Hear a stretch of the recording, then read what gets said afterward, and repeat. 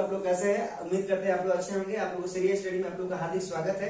आज हम लोग बात करेंगे क्लास 10 के जो है कि मैथमेटिक्स जो है कि खेल स्पर्मे के बारे में बात करेंगे। यह जो है क्लास बोर्ड के लिए जो है कि 2024 के लिए मोस्ट इंपोर्टेंट रहने वाला है। यह जो क्लास जो है 10th में जो है 5 नंबर का जो है कि यह प्रश्न जो है पूछने का काम करता है, ठीक है ना। तो चलिए आइए हम लोग जो है बिना वीडियो को जो है देर किए हुए हम लोग वीडियो को जो शुरू करते हैं। तो चलिए देखिए, कहता है कि इसमें खेल स्पर्मे किसी त्रिभुज की एक भुजा के समानांतर खींची गई रेखा अन्य दो भुजाओं को जो है जिन दो बिंदुओं को छेद करती है वे बिंदु को समान अनुपात में विभाजित करता है। यानी कहने का अर्थ हुआ कि एक त्रिभुज दिया गया है, इनकी देखिए जो दिया गया है उसको हम लोग सबसे पहले खेल स्पर्मे में लिख लेते हैं। दिया गया है कि त्रिभुज दिया गया है, जो दिया गया है उसको हम लोग लिख लेते हैं इसमें कि दिया गया है ना, कि त्रिभुज एबीसी एक त्रिभुज है। त्रिभुज है जो बीसी के समानांतर एक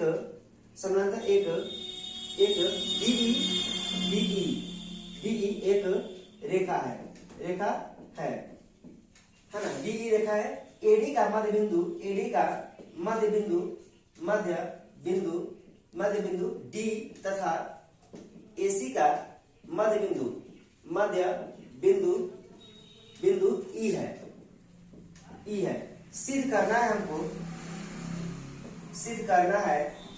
करना है कि AD बटा में DB और बराबर में AE बटा में EC। AD बटा में DB बराबर में AE बटा में EC को हमको क्या करना है? सिद्ध करना है। तो चलिए आइए हम लोग जो है सिद्ध करते हैं।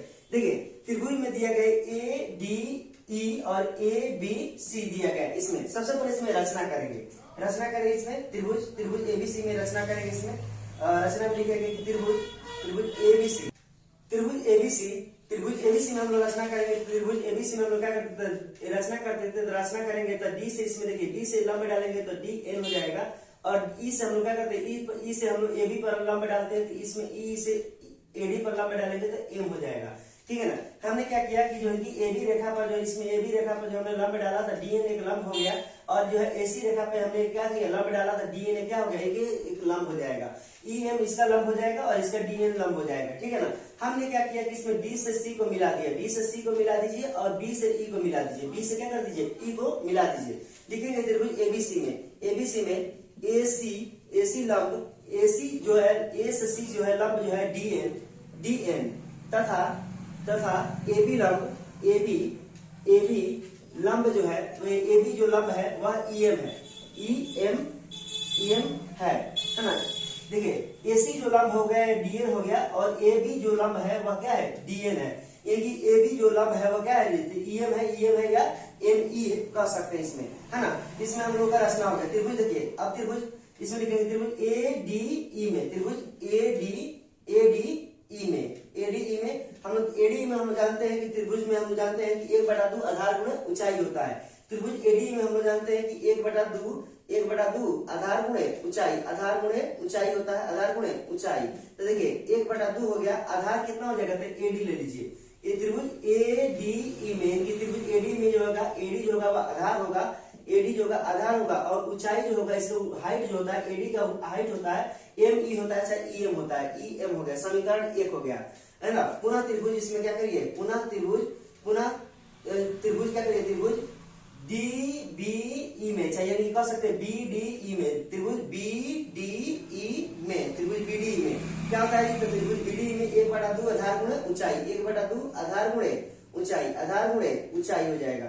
1/2 आधार गुणे ऊंचाई 1/2 आधार कितना हो गया था आधार हो जाएगा DB हो जाएगा D से B हो जाएगा और ऊंचाई जो होगा यही जो होगा क्या होगा EM जो होगा लंब जो होता है वही होता है EM। ऊंचाई भी इसी का जो है दोनों का क्या होगा सेम होगा क्योंकि ये जो है AB पर क्या है AB भुजा पे जो है EM जो है वह क्या है लंब है। ये हो जाएगा समीकरण 1, ये हो जाएगा समीकरण 2।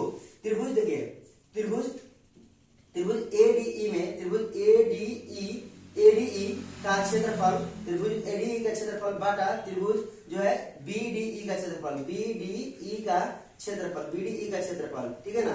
BDE का क्षेत्रफल इसका देखिए 1/2 आधार कितना है तो AD गुणे EM, AD बटा में EM और इसका 1/2 आधार जो है DB है DB गुणे EM, ठीक है ना। EM से EM कैंसिल हो गया 1/2 से 1/2 कैंसिल हो गया, क्या बच गया तो AD बटा में क्या बच गया तो DB बच गया।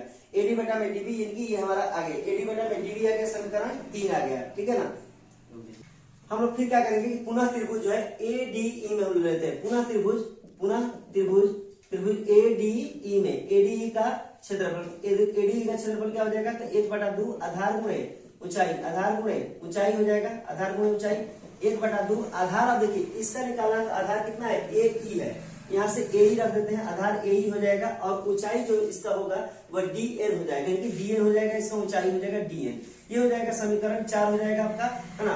और इसमें लिखेंगे त्रिभुज लिखेंगे इसमें क्या कि त्रिभुज, अब देखिए त्रिभुज क्या करेंगे इसमें कि CED में, त्रिभुज CED का क्षेत्रफल, CED का क्षेत्रफल हम जानते हैं 1/2 आधार गुणे ऊंचाई, आधार गुणे ऊंचाई हो जाएगा।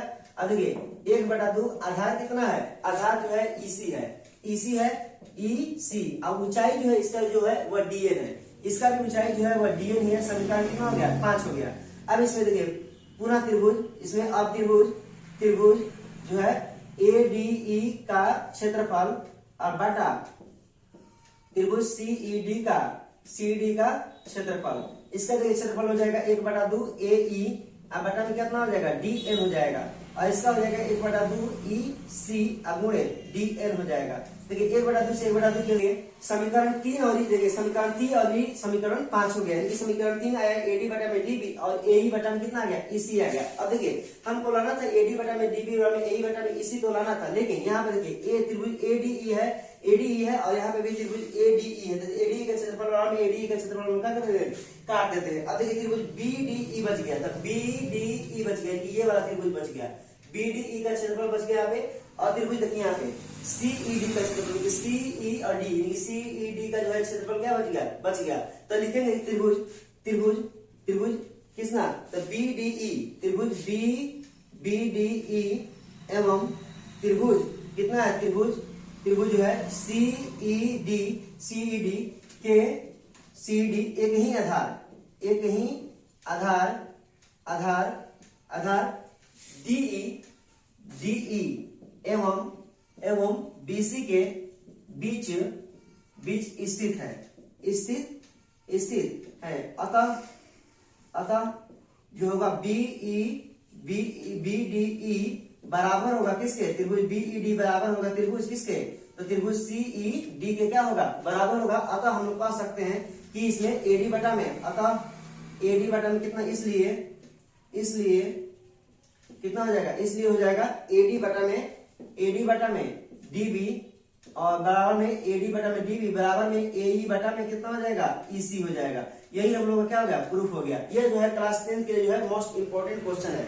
चलिए इस पर जो हम लोग इसमें जो है क्वेश्चन बनाने का प्रयास करते हैं। देखिए इसका क्वेश्चन भी बहुत आसान होता है। इस प्रकार का जो क्वेश्चन देता है, जिसमें क्वेश्चन दे दिया आप लोग का ऑब्जेक्टिव में क्वेश्चन देता है किसमें कि A B हो गया, C हो गया, D और E दिया, जिसमें 4 दे दिया, 2 दे दिया और ये दे दिया, X दे दिया और ये 5 दे दिया, और पूछता है कि AE बराबर में क्वेश्चन, AE का मान बताइए, क्वेश्चन है तो AE का मान पूछेगा। तो इसमें आप लोग कह सकते हैं कि इसमें थेल्स प्रमेय से आप लोग जो इसका मान निकाल सकते हैं, थेल्स प्रमेय से आप लोग का जो मोस्ट इंपोर्टेंट क्वेश्चन है। देखिए AD बटा में कितना हो जाएगा, AD बटा में हो जाएगा DB और बराबर में हो जाएगा AE बटा में कितना हो जाएगा, AE बटा में हो जाएगा EC हो जाएगा।